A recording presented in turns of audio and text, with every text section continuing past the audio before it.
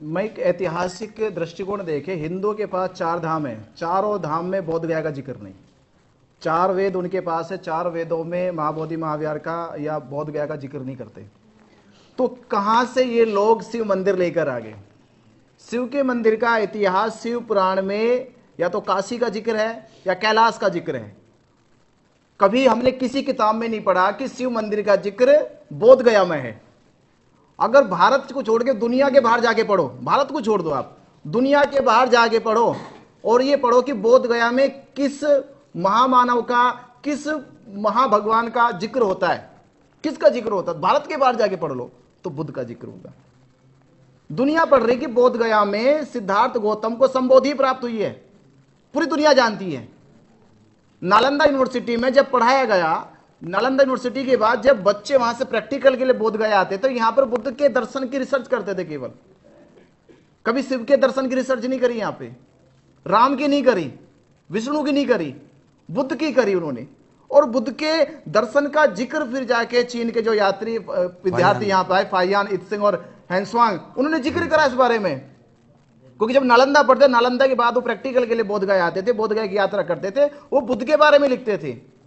तो सरकार के पास जब पूरा एविडेंस है, पूरे साक्ष्य है और पूरी दुनिया मानती है, और यूनेस्को ने, आप ये तो इंटरनेशनल संस्था है, यूनेस्को ने पूरे सर्वे के साथ पुरातत्व विभाग से रिपोर्ट लेने के बाद यह सिद्ध कर दिया कि बोध गया धरती पर सिद्धार्थ गौतम संबोधि को प्राप्त हुए और यहां पर सम्राट अशोक ने महाबोधि महाविहार की नींव धरी।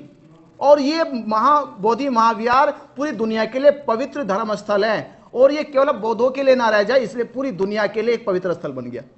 अब इससे बड़ा सबूत क्या चाहिए इन हिंदुओं को, कि इससे बड़ा सबूत ब्राह्मणों को क्या चाहिए?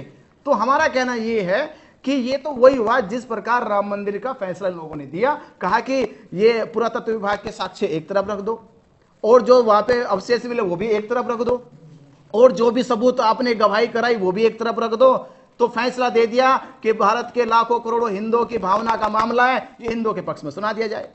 यही हुआ था 1949 में। बौद्ध है नहीं थे उस समय, ब्राह्मण लग रहे थे सामने।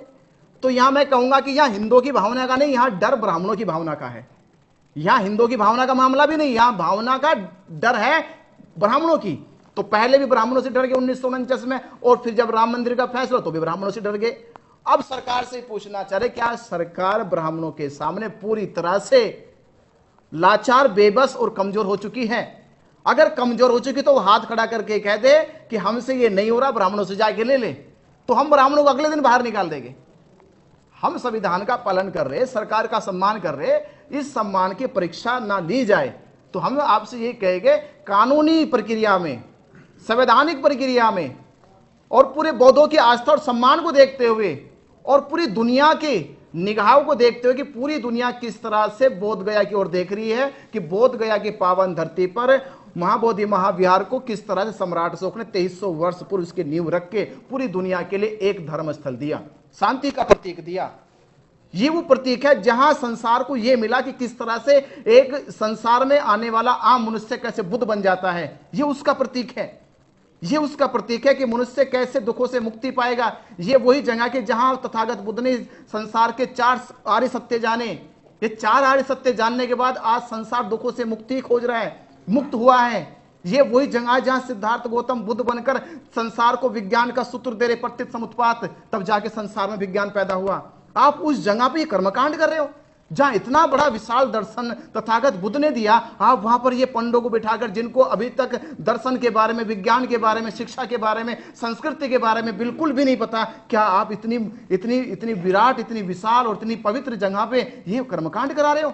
तो शर्म आने चाहिए सरकार को, शर्म आने चाहिए मोहन भागवत जी को, जो देश को जो समृद्ध बनाने की बात कर रहे थे, जो सशक्त बनाने की बात कर रहे थे। क्या ये सशक्त ऐसे बनेगा कि वहां पंडा बुद्ध के पूरे परिसर में बैठ के वहां ये पंडित पिंडदान करेंगे, जो पिंडा पराएंगे, जो शिवलिंग पर जल चढ़ाएंगे? क्या ऐसे देश हमारा सशक्त और वैज्ञानिक बनेगा?